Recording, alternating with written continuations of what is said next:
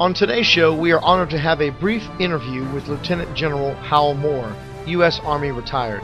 The general has had an illustrious career, probably most notable the Battle of Ai Drang in Vietnam in November of 1965.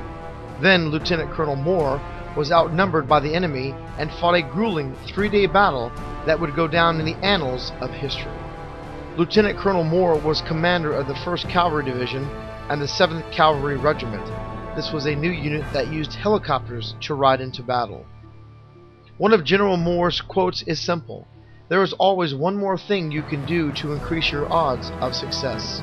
General Moore is also quick to give his men credit for their courage and discipline, which certainly played a role in victory at Ai Drang.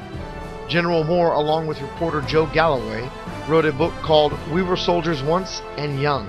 This was made into a movie called We Were Soldiers, starring Mel Gibson as Lieutenant Colonel Hal Moore. We would like to thank General Moore for taking time from his busy schedule to share with us. Even on this day, the general had to catch a flight to go to Washington, D.C. Lieutenant General Hal Moore. This is Juan Rivera with Duty Bound. I'm in the home of Lieutenant General Hal Moore, retired United States Army. You had a very distinguished career, most of which was done in Vietnam at Ai Drang. Can you please tell us about that experience? This was early in the war against the North Vietnamese, and it marked the battle in the Ai Drang Valley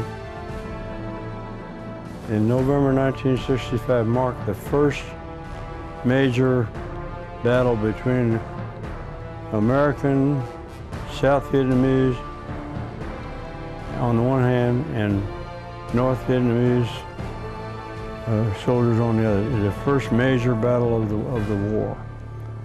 It lasted 3 days and 2 nights. I lost 79 men killed, over 100 wounded, and we killed hundreds of North Vietnamese, and we just let them lay on the ground.